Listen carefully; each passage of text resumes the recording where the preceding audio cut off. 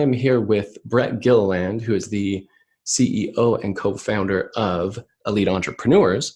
And I'll just give you a quick introduction about Brett. Brett is somebody who helped Infusionsoft grow, and pardon me real quick, I got this box over here from Zoom. So hey everybody, hopefully you can hear me okay. And I should back up 1 second and say, will you please put into the chat yes if you can hear me? So just put a quick yes into the chat if you can hear me. There we go, cool. All right, so continuing on. Sorry, I got my slides ahead of me a little bit here. But I'll give a quick introduction to Brett and tell you a little bit about him, and then he might add on to that a little bit for you. But he's somebody who I've seen around Infusion forever, probably since I first started using it, because he helped Infusionsoft to scale from 7 million in revenue and 80 people to over 100 million in revenue and over 500 people. So he's been in the background. He's been there helping Infusionsoft get their company's core values into place. He helped establish their hiring and employee onboarding process. He established performance management systems throughout the company. He's the one really behind a lot of the thinking and helped establish the leadership model, as well as helping with strategic planning over the years. So Brett, I've just kind of thrown out a couple of things, but Brett, we've also had on our podcast. You can go check that out. We've done, a review of his membership site. So he uses Infusionsoft and Membarium to create his Elite Entrepreneurs membership site as well. And so it's probably enough for me. You guys, Brett's really the star of the show today. So Brett, that's it for me. Go ahead and take it away. I'm really, really, really excited. Go ahead. Well, thank you, Micah. And I'm honored to be able to share this time with you and your fantastic group of people. Let me hit share on my slide. Whoop, wrong one. I want to hit present.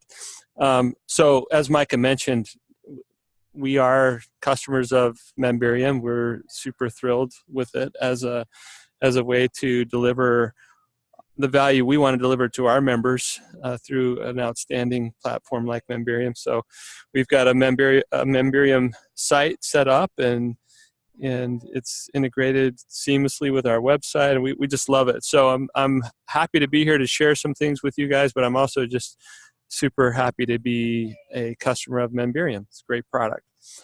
All right, so Micah gave a nice introduction for me. I appreciate that. But you guys aren't here to learn about me. So let's get off of that topic and get on to what you are here to learn about, and that is what we're calling for today, the ultra successful CEO's secret. So we're going to help you figure out how to boost your company's growth and reduce chaos at the same time. So I don't mean to drag you through the mud, but if you wouldn't mind for me, just in the chat box, when you look at some of these words or these phrases that are intended to kind of bring you into the real world of small business ownership. I mean, you guys experience this stuff every day. I know I do. I'm sure that Micah has. Why don't you, in the chat box, just type the one or two of these that resonates most for you as a small business owner, whether it's feeling alone or feeling like you have the weight of the world on your shoulders, or maybe you like a different word or phrase. So whatever you kind of are experiencing the most recently, why don't you put that in the chat box? We can have a little moment of commiserating. As business owners, it's tough. You have all these things going on. You don't always have the right team. If you do go out on a limb and hire somebody, you're kind of crossing your fingers that it works. And so I see some of you responding via chat. Thank you for engaging. This is going to be a way, way better experience for all of us if we have some engagement. So Alexander, I appreciate your honesty there. All of the above, literally the entire list. That's what many people relate to when I throw this list up. So the reason we're starting at this really low place is because I want to acknowledge how difficult it is for all of you as business owners. And I also want to offer up a little bit of hope. If you will take what I'm sharing with you today, I don't know that you can ever completely erase this list off of a business owner's mind or shoulders or heart, however you like to think of it. But we can take some of this off partially, if not completely. So let's give that a go. My good friend Clate Mask, I worked for Clate for 10 years at Infusionsoft. As Micah mentioned, it was kind of a behind the scenes guy here, but and that's fine. I didn't need the limelight, but we worked hard to grow a great company, not just have some sales success, but to grow a great company. And the things I'm going to teach you today, I'm going to share with you, are the systems that you have to put in place to be able to have that kind of growth. Anyway, Clate said, becoming a CEO is an exercise in relinquishing control. I'm going to take you right back to the mud here, right back to the dark side. I don't know about you, but it's really hard to contemplate relinquishing control when I'm experiencing all of this. Okay, so a little over a year ago, we spun out this elite business that now I own and run, the Elite Entrepreneurs. And now I went from being an advisor to the leader who had all that pressure on his shoulders. In this case, it was Clate, to now being the leader of the business that I own. And almost immediately, I felt all of this transferred to me, right? At least the portion of it that went with me, Elite Entrepreneurs. So I get it, and I'm in this space like all of you. But I'm going to share with you some things that will allow you to start to relinquish control. All right. So what is the secret? Ultra successful CEOs have this secret in common. They have systems in place that put themselves and their teams in a position to take precise, efficient action to achieve their goals.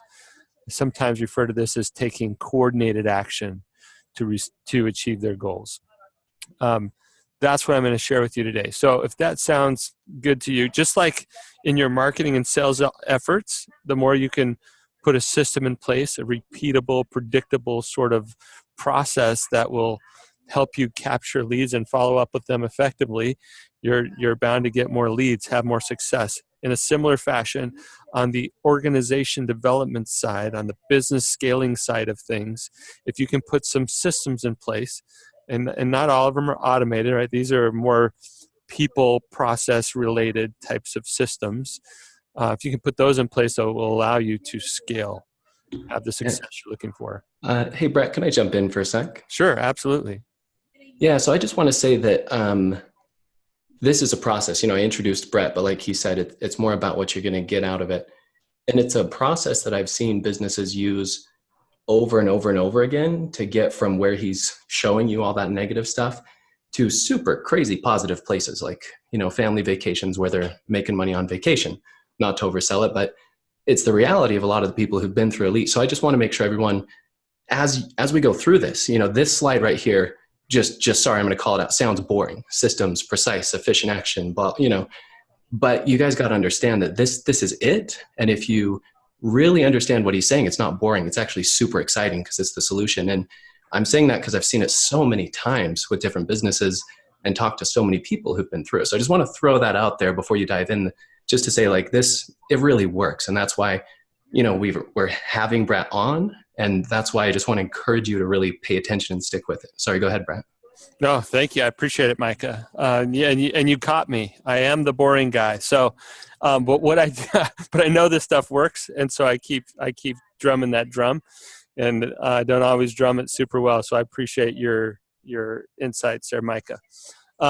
So one way that I'm going to attempt to be less boring is by showing you some pictures and telling a story. So those of you who've been to Chandler, if you've been to the Infusionsoft headquarters, you've been to Phoenix area at all, whether or not you even know of Infusionsoft, you know that Phoenix is a desert, right? It's not the pictures that I have up here. Phoenix is dry and dusty and brown and spiky. There's cactus and scorpions and things like that. Well, thankfully, even though I live in the desert, less than 2 hours away, I can get to this beautiful mountain lake. It's called Woods Canyon Lake, okay? And I love to go fishing. I loved to fish a lot as a kid.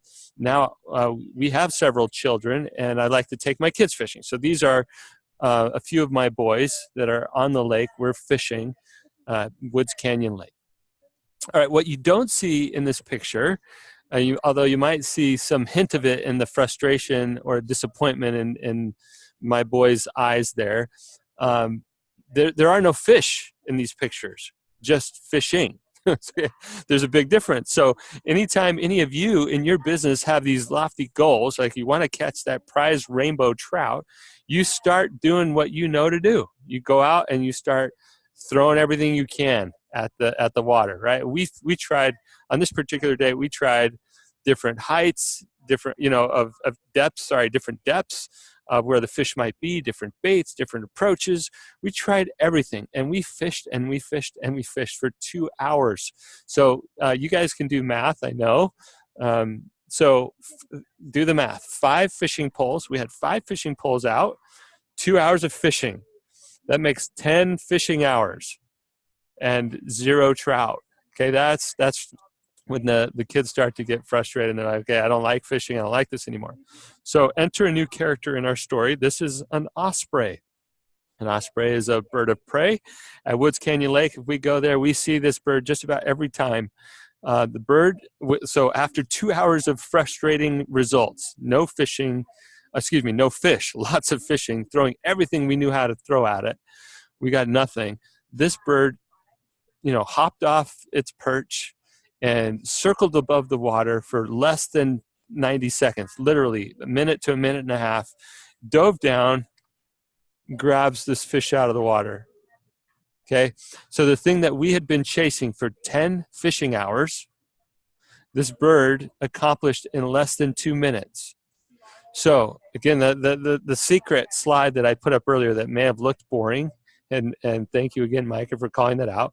The secret is taking this coordinated action, the precise, efficient action to achieve our goals. All of us on the phone have experience of thrashing on the side of the lake, doing things we always have learned, that we know how to catch fish. We've done it before. And so we think doing more of the same is going to get it done. What I'm going to invite you to do today is to do some new things that will allow you to be more like this osprey, get above the lake, see clearly, and have this coordinated action between the eyes and the beak and the talons and the wings and all those feathers, right? That represents your business and the different parts, the different people, the different processes, the different systems in your business. And we want to take coordinated action to get that prized rainbow trout, to get the results you're looking for. All right, so this content is for you okay? And I want you to look at yourself, like take a really good look in the mirror on this.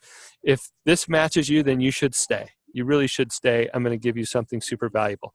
If you're not this list here, and I'm going to go through it, then, probably don't want to waste your time. The rest of the time is going to be wasted if you're not in this if you're not described by these bullets. So if you are frustrated enough to make some changes, then what I'm going to share with you will be super valuable. If you're growth-minded, in other words, you realize that part of the trick of growing your business is growing yourself as a leader, then this will be for you.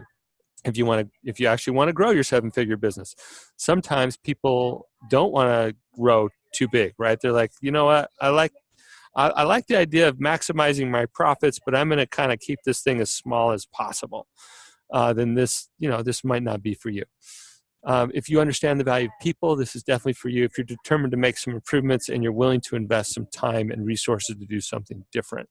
Okay, on the flip side now, and this is before we go any further, so don't waste your time. This is not for you if you don't plan on growing a team with the business. So in other words, if you only plan to ever have 2 or 3 people at the most, try to max it out with a really, really small team, then this probably isn't for you. If you see employees as a necessary evil, well, kind of related to that previous one, then that's probably not for you. If you're looking for a quick fix or a silver bullet, or you just really know you're not going to take the time and invest the energy to make this happen, it's not going to be for you. Okay, so I'll let you guys kind of self-select out if you don't think this is for you. If you think it is for you, stick around to the end of the webinar. I am going to offer something that I think is very valuable. It'll be free. I'm not going to be selling you something. Then I'm going to be offering you a free gift. All right, we're gonna do an osprey move here. We're going to get up high and just see more clearly. All of us on the phone are at different stages of small business success or small business growth, okay? So this is something that we put together at Infusionsoft. I personally worked with Clate on this to get the words right and all the, just to make it make sense to the most people. So if you look at this and just kind of figure out where you're at, I'm going to ask you to find yourself in these stages. So if you look at stage 1, 2, 3, 4, and 5 across the columns there at the top, all of us fit in one of these stages today. I'm going to ask you in the chat to identify which stage you're in. If you're not comfortable doing that publicly to everyone, then you can do it privately. But I'd love to get a lot of participation here. We have 25, 26 people here on the call right now. Just let us know where you're at currently, okay? So I see some of you responding. And the easiest way to tell is by probably the number of employees or the annual sales. Okay, between those two rows on the chart, you should be able to tell where you're at. Now I'm going to ask all of you as you're chiming in on that. Thank you for those who are engaging on that. I see 3, 4, want to be 5, 2 to 3. So all of us go through this journey if we grow a business. Okay, none of us are exempt from the realities of the stage changes. So I want you to notice on the 1s and 3s of revenue as you get past stage 1.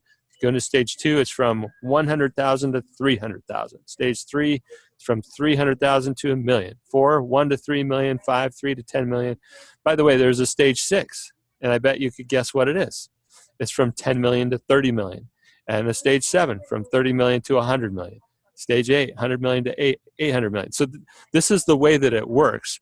Only this is applicable to small business. Okay, once you hit 10 million, we're not going to call you a small business anymore. But the stages continue beyond that. And we experience all of these at Infusionsoft.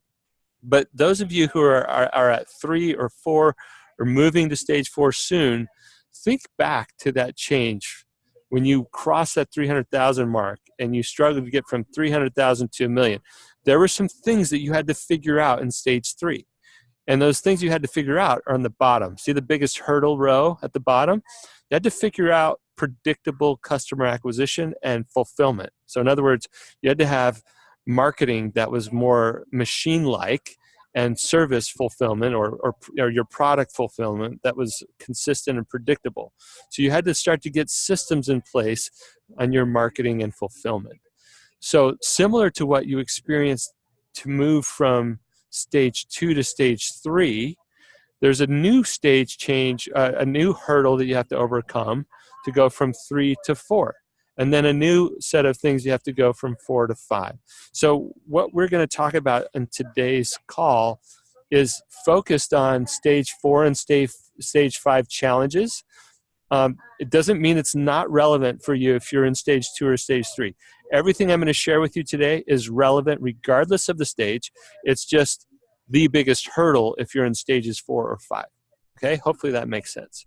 Yeah, and if I could just chime in for a second. Please, yes, absolutely. So long ago, I learned this process helping a client of mine, or a similar process, I should say. And then just to throw this out there for anybody who's in, stage 1, 2, or 3, I started doing a lot of what Brett's going to share when it was just, like me and Andrew. Andrew's kind of on the call. He does our marketing. You guys are probably familiar with him. But even when it was just 1 or 2 of us, we tried to do things, in line with this, and it helped a ton. So I can say from honest, personal experience, it doesn't matter if you're 1 or 2 people, like this mindset stuff still helps immensely. So I just want to put that out there. Yeah, thanks, Micah. He used the word mindset, and that's true. There are some mindsets you have to figure out, but it's beyond that. It's mindset, tool sets, and skill sets, right? It's the whole package of things that you can do, just like you said, from early on, that will save you some pains actually down the road if you do it. It just isn't the biggest hurdle for the movement from stage 1 to stage 2 or 2 to 3. All right, so good clarification. We'll go on. This is a friend and previous customer of ours at Elite Entrepreneurs. His name is Bill Harney. Yeah, I'm going to give you a before and after. So we're doing the before with Bill now, towards the end of the call, we'll do the after. So here's what he said. Business was slowing, maybe even on the verge of stalling. I was working 70 to 80 hour work weeks. I bet some of you guys, parenthetically, can relate to this. But he's working 70 to 80 hour work weeks just getting things done. I thought I had to do everything myself in order for it to be right. Didn't know where we were going to be in a year, nor how to get there. But I was convinced that there had to be a better way. Too many people less talented than I was were successful, so why couldn't it be me too? But I needed help. I couldn't get there on my own. Okay, so if you've felt any of this like Bill, where you see other people being successful, you're like, that person's not, a step function smarter than me. Surely I can figure this out too. Bill was thinking that way as well. Okay, remember the secret, the boring words, systems, so that you can take precise, efficient action. Okay, so what does that really mean? How do they do it? These are the 3 things that you must do if you want to have coordinated action in your business to achieve goals beyond what you can do today, all right? Set the vision, build a world-class team, utilize a meeting rhythm. I'm going to go through each of these fairly quickly so that we have some time at the end for question and answer. Okay, so we're going to start off with set the vision. When I talk about set the vision, and I know Mike has done some of this work as well, we're not talking about like a lofty vision statement, okay? When we talk about setting the vision, we're talking about purpose, values, and mission. So let me talk about each one really quickly. Purpose is your why, all right? And I don't mean your why as the owner. I mean the company's why. You get to separate you from the company. They get to be completely separate entities, and your company, you should consider it as a living organism. There's this thing that deserves to have life if you have a strong purpose and values and mission. All right, but if you haven't done this work, then it's just a mechanical thing. It doesn't really have much life. So you get to breathe life into your company in a way that excites the team, that attracts the right partners, the right customers, the right investors. Anybody that needs to be associated with the business should light up and get excited about the company's purpose when you get this right. Okay, so maybe you can decide if you want to share with others via the chat.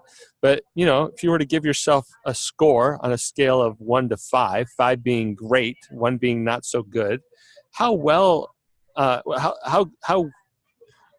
do your team members know what the purpose of your company is? Do you have a powerful purpose that elicits a sense of passion and excitement about why we do this every day? Okay, so you can choose if you want to self-identify on the chat box on that. But that's the question I'm asking you. Why does your business deserve to have life? Okay, and how well do you and your team members know it and talk about it on a consistent basis? All right. So that's purpose. Many of you have heard of Simon Sinek.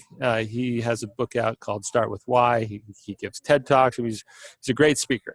Here's a quote from Simon. If you hire people just because they can do a job, they'll work for your money. All right? That's not a purpose, right? That's just for a job. But if you hire people who believe what you believe because you have this strong sense of purpose, they'll work for you with blood and sweat and tears. Let me add a little correction here to Simon. I love Simon, but I'm going to say they'll work with you, not just for you. They'll work with you with blood and sweat and tears when you get this purpose thing dialed in. All right, I've seen this so many times. We've helped hundreds of businesses that have come through Elite Forum, and every time they get a powerful purpose, it changes the dynamic with the team. And everyone associated with the business, there's a little more energy in their step, a little more purpose and excitement into what they're doing. It makes a big difference. So that's the first part of vision. The second piece of vision is values. And if the purpose is all about the why the company exists, the values is really about the how. It's like how we operate around here. It's our way of being, how we be. I love using that phrase. This is how we be here. And so I'm going to ask you again, how well do your team members, okay, you have to, let's be honest here, how well do your team members know what the values of your company are? Could they tell me? If I went up to one of them and asked them, hey, what are the values of your company? Could they rattle it off from memory?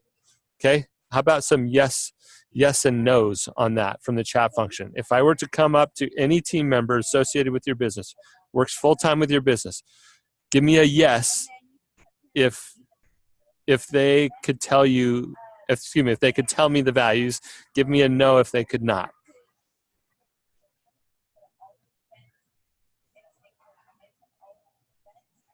Okay, I see some answers coming in. By the way, I have a question coming in about sharing the slides. The question came in privately, but I'll answer publicly. Yes. Well, the actual slides, I don't know that we'll be sharing the slides. There will be a recording of this that goes back out, so you can reference them again. Okay, so hopefully that's good. Okay, good. I see some people responding no on the values, and some yes. And for those of you who have done this work of getting really clear on the values and everybody knows them, you know the power of doing this, because now you can hire, lead, and fire to those values, which we'll talk about a little bit later. All right, very good. So purpose and values are the first two components of vision. David Horsiger had this to say about being clear, and we're going to apply this to values. People trust the clear and they distrust the ambiguous. When you get super clear on the values and you articulate them in a way that nobody can mistake them, then there's a lot more trust, and you don't have as much ambiguity in your company, and it speeds things up, allows you to work better together. All right, third component of vision is mission. So some people, you will use vision and mission kind of interchangeably. For today's purposes, we're going to call vision a kind of the higher level. You're setting the vision by getting clear on purpose, values, and mission. So mission is the specific what you are up to for a defined period of time. I like to think about this as a destination, okay? So you have a very specific objective or destination, and you have a specific time frame in which you plan to arrive at that destination. So, for example, at Infusionsoft for many years, we had the Everest mission. The Everest mission gave us direction.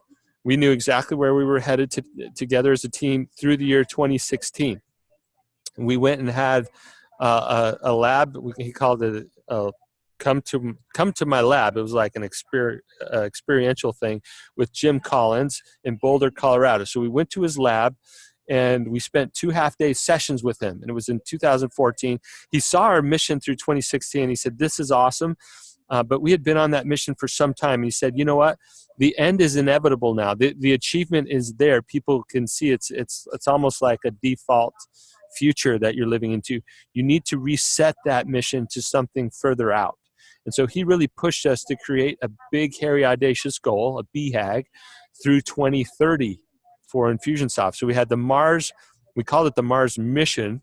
It's really the BHAG now at Infusionsoft, now Keep, through 2030. So he encouraged us to do that. But what I learned, as we've taught hundreds of businesses how to do this work, is that having a BHAG is inspirational and it provides some clarity, but it's not tangible enough yet for our team members. So we have to have a mini mission within that BHAG, or a mission that's more like 3 years. So the example I put here on the screen is our mission at Elite Entrepreneurs. Our mission is to help 1,000 elite entrepreneurs grow meaningful businesses by the end of 2021. So this year, we know exactly what work we have to do in order for us to be on track to arrive at that destination by the end of 2021. So ask yourself the question again: how clearly articulated have we made our company's mission? Do we have something that says we will be at that destination by the end of 2021, for example, as a 3-year mission? So let's have a yes if you have a clearly articulated destination, a mission that you're up to right now. Just type in yes for mission, or no if you haven't done that yet. So go to your chat. I'm going to try to keep you guys moving here. No, not yet. Yes. Okay, keep going. We need more of you engaging. Do you have a clear mission? Have some of you, thank you, Len, Morgan, Jill. Great. I'm glad to see that you have a clearly articulated mission. This is so important, and a lot of people miss this. In fact, big companies are notoriously the worst at this. They create these really bland mission statements that nobody ever even looks at, right? It's like on the wall in the reception area, the front office. You go in, you see their mission statement. It's more like kind of like a statement of what we do. Here's our job description as a company. And it's awful. I understand it may help provide a little teeny bit of clarity, but it doesn't provide the powerful sense of clarity and alignment that you're looking for as you set the vision for your company. So get destination oriented with your mission. Get really specific. By the end of this time frame, here's where we will be. So I'm thrilled to see that many of you have created specific missions for your business. All right, here's an example, and you'll see the one on the far right is actually from Memberium, of people who've done this work. Purpose, values, mission, right? That's what a vision is. It's setting a vision is getting clear on your purpose, your values, and your mission. And in this case, they have a really fun mission to North Star with some milestones along the way. So whatever you choose to do, I strongly encourage you to come up with some visual way, right? Some metaphor, some infographic sort of way to say, here's where we're going. You see the one on the far left is from a company called Spire. They're an agency. Anyway, they're creating they're building this like this skyscraper, and so they had this 5-year mission. When they came through in 2014, 2015, they created this. Now 2019, this is their last year to be at this mission place. So it's very clear what the destination is. There's a time frame, and everybody can get aligned to it. All right, I better move on from this piece. Once you have that all in place, once your purpose, your values, and mission are all set, your vision is in place, then you want to plaster your walls with it, hang it from the ceiling. Wherever you can reinforce it in your space, you want to do that. So earlier I introduced you to Bill Harney, who's one of our customers. These are pictures from his office space. Doesn't matter whose it is, but the key is you can see their purpose on the wall in the upper left-hand picture. You see values hanging from their ceilings. They've just incorporated a lot of the core philosophy and vision elements into their space. Okay, so vision setting was the number one thing you have to do in order to grow your business and reduce the chaos that you're experiencing. The second thing is to build a world-class team.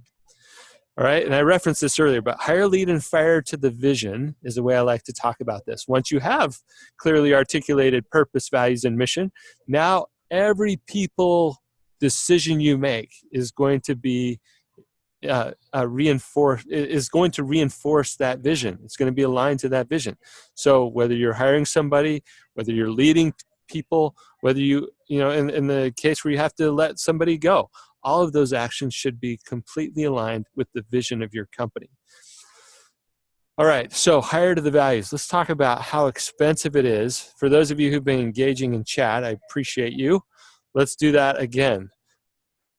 I'm going to make a wild assumption here, okay? Big guess, but I've never really been wrong on this. If you've hired more than one person in your life, I'm guessing you got it wrong at least once. Okay, I'm just going to go out on that limb and say you probably have hired the wrong person at least one time in your experience as the business owner. If you have made a hiring mistake, let's just call it a bad hire or a hiring mistake. If that's ever happened to you, would you just humor me for a second and put a dollar amount to that? Just in the chat box, type in a dollar amount, roughly, right? It doesn't have to be precise, but how much do you think it cost you to hire the wrong person? Just put a number in there, roughly speaking. And if you want to, put it in terms of, the person's annual salary.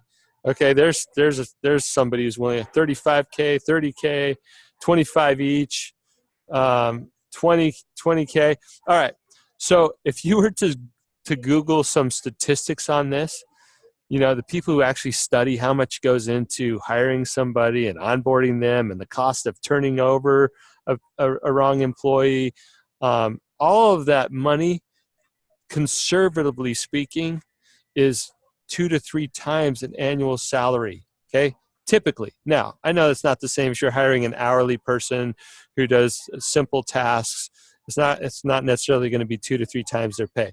But almost the more senior the person, the more expensive it gets, not just because their salary is higher, but the impact on the business is higher.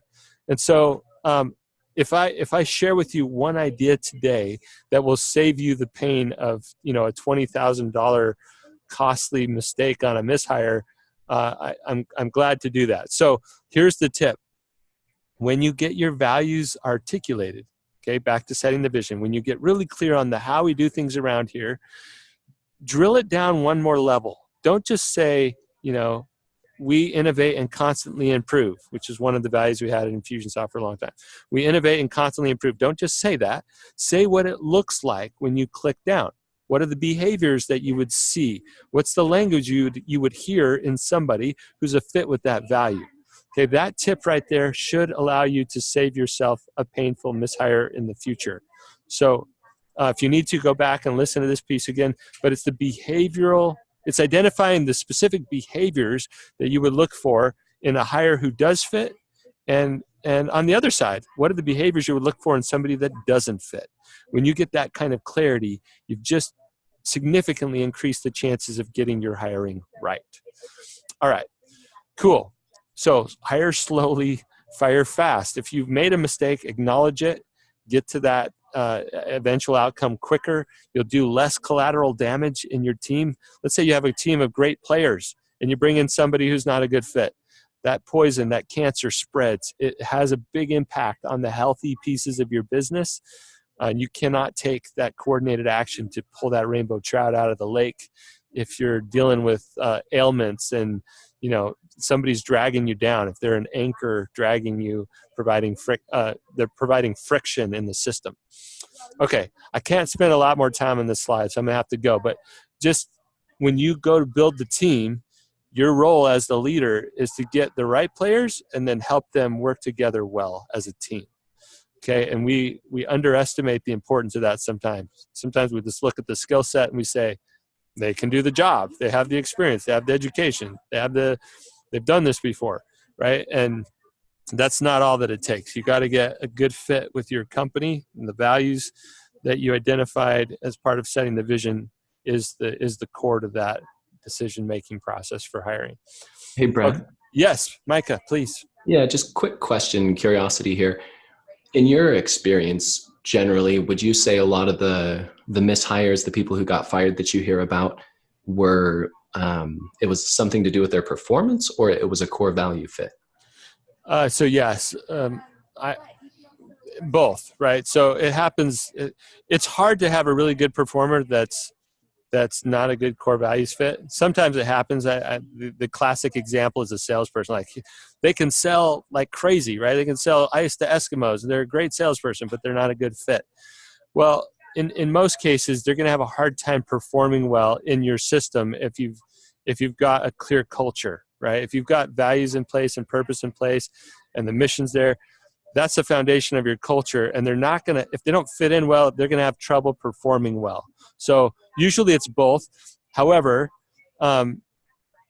it's more often the case that we're convinced that they're a good fit for the job, meaning they can do the role, they can perform, but we don't do enough on vetting against the values. So that's probably really what you're getting at. And I see that quite a lot, actually, where we're like, man, they seem to be perfect on paper, and they were for the work that needs to be done, but not for the values. And most people on this call today will have never asked any values-related questions in their hiring process, and that's where it's just a gamble every time. So hopefully that helps. And we can get into that some more if people have some additional Q&A at the end on that. No, that's great. Thank you. Yeah. So just quickly, Rich, I won't read all of this, but the point I want you to get at, see here, is when you set the vision and you hire the right people, you can start letting go more. Just like Clate was saying at the beginning, relinquish control, and you can hand off, you can delegate ownership to people who will be, they'll have ownership with accountability. And then you can start spending more and more time working on the business, just like Rich experienced, okay? So you want to be stepping up and out of, not out of the business like absent from, but up and out of the day-to-day, so you can work more on the business. And the more you can get clear with the vision and hire the right people, the more you're going to be able to step up and away from the day-to-day so that you can lead more effectively. All right. The last component here, the last system, if you will, that you've got to put in place if you want to grow a business and reduce chaos is to utilize a meeting rhythm. You've probably heard this before, but let me just try to emphasize the point. Once you have a clear vision, and the execution piece is anchored to the mission specifically, right? So there's a destination, and we know by the end of 2021, that's the destination. We're all working toward it. That starts to inform what strategies are we going to employ to go achieve that mission. And then we got to come up with a set of annual priorities for 2019 or the focus areas for this year. And then once we have that, what are the focus areas for this coming quarter? So you can start to align your execution to strategies to achieve your mission. Okay? So in order for that linkage to take place, you've got to have a consistent, it's like a drum beat. You've got to have a meeting rhythm. It's a cadence that never stops. Quarter in and quarter out, you're doing quarterly planning and executing against that plan. Week in and week out, you're doing the operational meetings on the KPIs or the key measures for the business. How are we doing against plan? So there's a meeting rhythm that allows you to work on the business, get out of the day-to-day, right? Separate from the day-to-day, make sure you're still all aligned to the same destination, that you're clear on how we're going to pull together to get there. And the meeting rhythm is the way to make that happen. All right, so what are those meetings? Just simply put, they're here. There's a lot more that goes into knowing how to run those meetings, which we are happy to share through our elite programs or elite content. But even if you never say the word elite entrepreneurs again or never even look at our stuff, if you will put in a meeting rhythm for your business that allows you to get away from the business on an annual basis and for each subsequent quarter, and be thinking about the things that you need to elevate above the water, get really clear on the steps you need to take next and how you're going to align the organization to go make that happen. If you'll make a meeting rhythm, even if you're kind of fumbling through it and you don't get help from us on how to do it really well, you're going to see improvement. All right. So all of you can do this. So why don't can I get a little commitment right now in the chat? If you aren't, well, even if you are, can I get a big yes with exclamation points in the chat if you'll commit to creating and maintaining a meeting rhythm for your business? Because if you don't take anything else away from my time with you today, I want you to do this meeting rhythm. Thank you. Thank you for those who are chiming in. Yes, I love all the exclamation points and the 100%. Great. Because that means I didn't waste my time today. If you'll do this one thing, even if you don't set the vision very well, if you'll put a meeting rhythm in place, you'll make more progress than you will without it. Okay? But it's a really powerful combination if you set the vision, the right team, and the meeting rhythm. Those three things together will accelerate your growth and significantly reduce any sort of chaotic experience that you and your team are feeling day to day. All right, here's what Eric had to say about that. No longer am I the sole decision maker. My team leaders are really taking charge. It's amazing what can be accomplished when our team members know that I have total faith in their decisions. And why does he have total faith in their decisions? Because together, you enroll these team members in a process to set that clear vision. You are hiring, leading, and firing to that vision in a way that everybody's on the same page. There's no unnecessary drag. There's no backbiting, gossip, politics. There's no negativity. None of that stuff exists in your team. And you've got a meeting rhythm to move everybody together in cadence. And it's really, really powerful. Okay, so it's not much of a secret. We put secrets in quotes here because anybody can do this stuff. Just like you've figured out how to market and sell your way to the point that you are right now, just like you figured out how to put repeatable systems in place for marketing or repeatable systems in place for fulfilling on your obligations to customers, you can learn how to do this. You can learn how to move from entrepreneur to CEO. And a lot of us don't like the term CEO. It seems like a big company term, whatever. I hope you get the point. You need to become the leader of people, and over time, the leader of leaders. Okay, so at first you hire people mostly friends, family, Then you start to hire people you've never met. Then you hire leaders you've never met, and they start hiring people they've never met. And so when you get really clear on the vision and how we're going to do these things around here with the purpose and the values and the mission, then you can create enough consistency in the team that you can get a lot of speed of execution, a lot of alignment. Okay, so that's what I'm hoping for all of you today. So at Elite Entrepreneurs, nobody wants to have the word entrepreneurs in their URL. I at least figured that out. So our website is Grow with Elite. If you want to check it out, we do workshops to help seven-figure businesses grow. If you're not quite at seven figures, if you're fast approaching, certainly happy to talk to you about what's coming next for you. If you're still down below 600,000-700,000 in revenue, please take what I've shared and start putting it into practice. Just like Micah said, it will benefit you today, but it will become the thing that holds you back as you approach seven figures. Certainly when you're in seven figures, if you cross that $1 million mark and haven't figured out how to do this vision setting, hire, lead, and fire to the vision, and the meeting rhythm, you will stall. You'll hit a plateau. You'll start to slide backwards. It'll be really painful. So we do workshops to help seven-figure businesses grow. We don't want this for you, okay? I know what this is like. To bring you back to this slide, the reality of business ownership, it's heavy. It's on you all the time, right? It doesn't rest. And the things that you set out to do in the first place when you started a business or took one over, you want to achieve those goals, whether they be financial or lifestyle or time with family or loved ones, whatever it is that you want to do to have freedom. This business is weighing you down. It's tying you down. And the things that I shared with you today are the path to getting that freedom that you're looking for. All right, so here's the after. I promised the after story from Bill Harney. I want to tell you the story from the other side, the side where your business is booming, your team energizes you every day, you're no longer stuck in the weeds, and you have confidence to make the right decision instead of the urgent decision. Yeah, you guys can relate to all this stuff, I know. What changed is honestly quite simple. I signed up for Elite Forum. I learned, I studied, but most importantly, I implemented. I trusted the process and believed the results would come, and boy, did they. You see, Elite Forum and Elite programs aren't marketing workshops or software classes, but it's been the key to our 3x growth in the last 24 months. So if you're looking for the quick fix or the silver bullet, he got great results. It took 2 years of work, right? 3x growth in 2 years. And it wasn't, 1 year and 364 days and then the growth came. He grew that whole time, but it was work that he did to set the vision, to hire the team or grow the team the right way, and to do the meeting rhythm.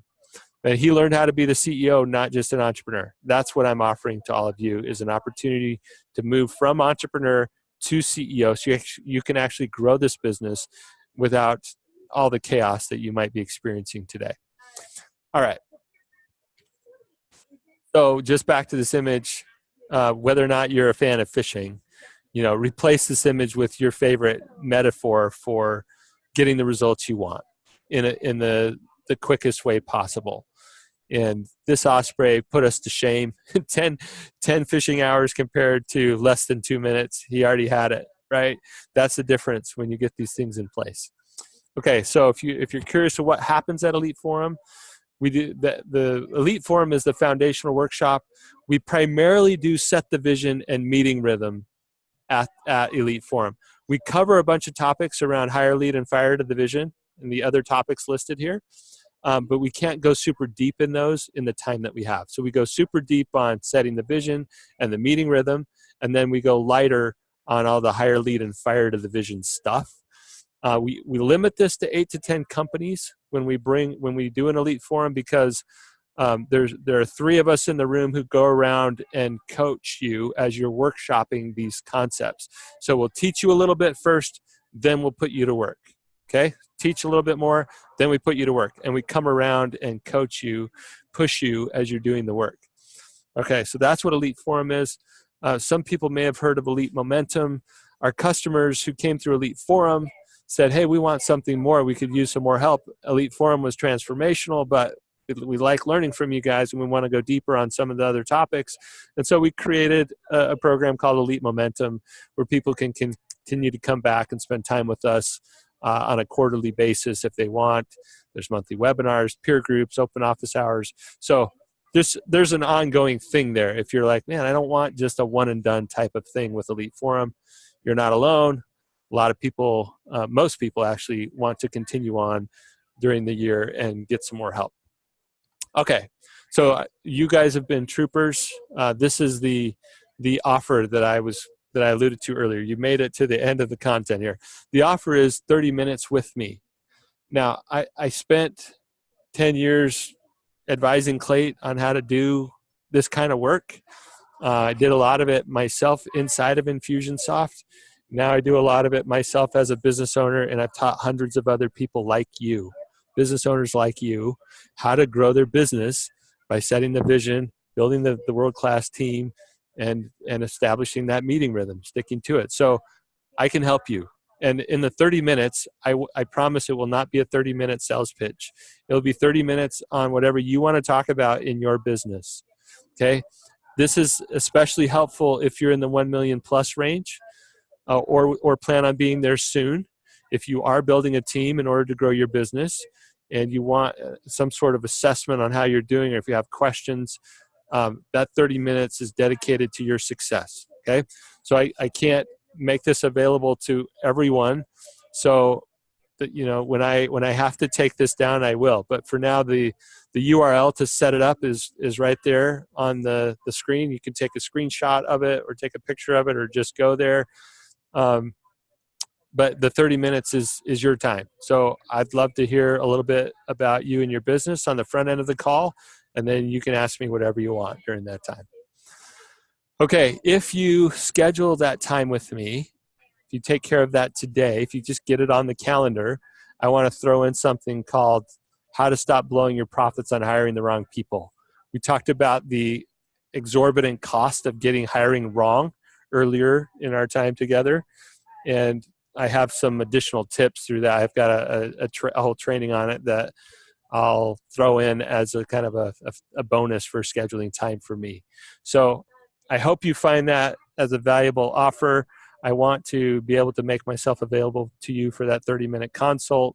And then if you sign up for that time today, meaning you get it on our calendars today, you won't get any of my time today. It's already all busy. In fact, this week, you're probably not going to find any time this week. It's a busy week for me. But the first few days of next week, I should have some time slots. And then the week after that, I should have some time slots. So get on my calendar.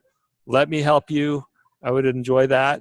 And Micah, this is our chance to open up for some Q&A or any other comments that you want to make. But it's been my pleasure to share some thoughts with you and others today. That was amazing. And I want to take back what I said earlier about it being boring. I was not bored. It was maybe technical, should have been the word, because this stuff is exciting. And for anybody who's taken Brett up on anything here, including just the challenges he made to, set the meeting rhythms and so on, what's cool about it, and I don't know if this was clear, but you do kind of get quick results. I think somebody said into the chat, you start to see results pretty quickly, as you start to implement the rhythms. So even though he said like, hey, it takes 2 years to get the full result, it's not like you just have to grind for 2 years without seeing anything. You'll, whatever you implement, you'll probably get some benefits from earlier. And you may have explained that, Brett, but